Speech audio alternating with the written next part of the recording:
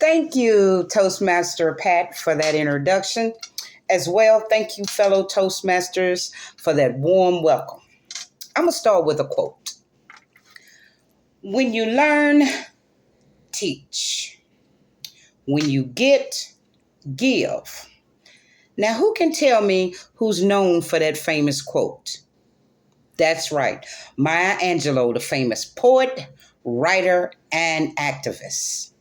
And I love inspiring quotes by whomever, especially those that inspire us and motivates us into action. So at the end of my speech, I'm going to share with you all the famous quote that encouraged me and motivated me into pursuing my passion and my purpose.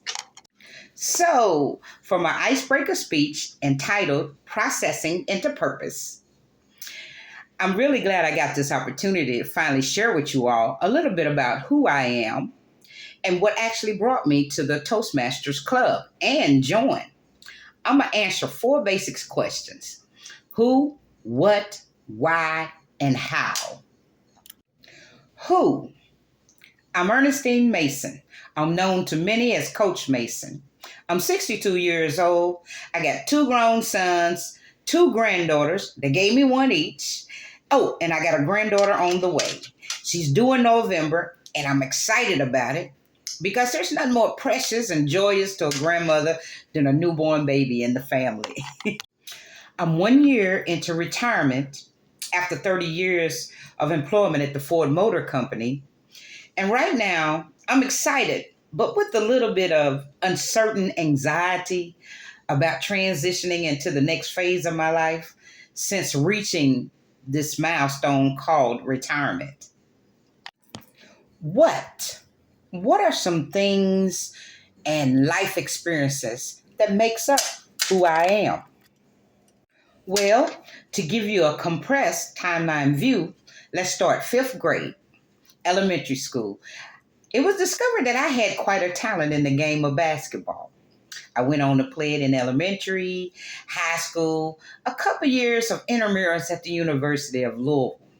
But it was back in high school that I really enjoyed and got a passion for the game. I mean, the game really came easy for me. As a matter of fact, it was during that high school experience of playing high school basketball that I knew back then that someday I would become a basketball coach. And I did. So it was my encounter and experience as a basketball coach with these teenagers was the why in which I wanted to become a motivational speaker. My first coaching experience came when I was in my early 20s. I coached 12 and under boys in this church league for 2 years. 2 years after that, I coached back at my elementary school, the young ladies there. But the longevity of coaching experience that I had was here in Louisville, Kentucky, Jefferson County Public Schools. I did 13 years of coaching girls high school basketball. I was head coach of freshmen, head coach of JV, and assistant to the varsity at three different high schools. So it was during this long experience of coaching high school basketball that I tended to gain quite a rapport with the teens, not only the young ladies that I was coaching, but the young men that I encountered during that whole experience. They tended to gravitate toward me and want to confide in me, not only about things concerning basketball, but also issues or concerns that was going on in their lives that they wanted my opinion or they wanted advice about. And I think they got that trust of wanting to come to me because I was raising my own two sons at the time. And so that's probably why they came to me. But I remember it tugged at my heart at that time.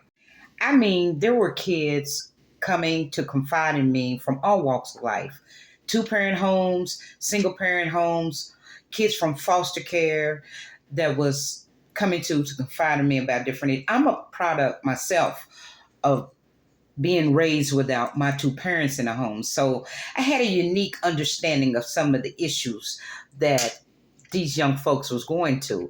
And it encouraged me and gave me a desire to want to speak life into them, to want to encourage them and motivate them to be confident within themselves. As well, back then I had heard this famous quote that also inspired me to become a motivational speaker. You want to hear it? Here it goes. Our children are the rock on which our future is built. They are our greatest asset as a nation. They will become the leaders of our country, the creators of our national wealth. They will become the ones who care for and protect the people. Can anybody tell me who the famous person that's known for that quote? That's right, Nelson Mandela. And finally, answering the question, how? How do I become this youth motivational speaker? Well, I confided in a few friends of mine a couple of years ago about my passion of wanting to speak to the youth. And they suggested, well, you go to the Toastmasters Club.